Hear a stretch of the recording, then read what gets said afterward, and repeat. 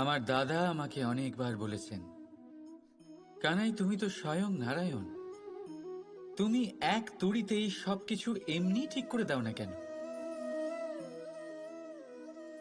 এবার দাদাকে কি করে বোঝাবো? আচ্ছা, আপনি নিজেই ভেবে দেখুন,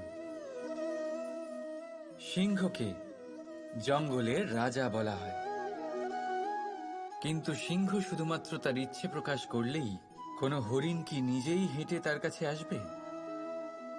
নিজেই কি রাজি হয়ে যাবে তার আহার হওয়ার জন্য? না, কখনোই না।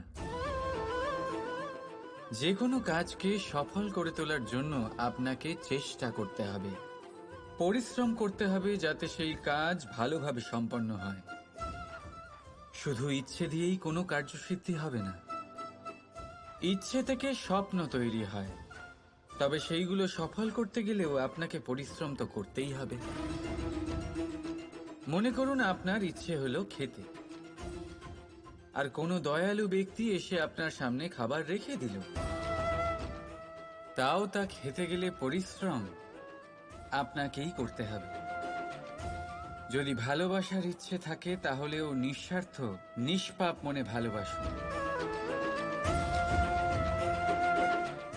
দেখুন, আপনি স্বপ্নে অবশ্যই উঠতে পারেন, কিন্তু এই পৃথিবীতেই আপনাকে বেঁচে থাকতে হবে।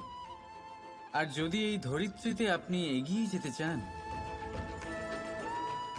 তাহলে এই ভূমিকে পা দিয়ে আপনাকে পিছনে ঠেলতেই হবে। রাধা রাধা।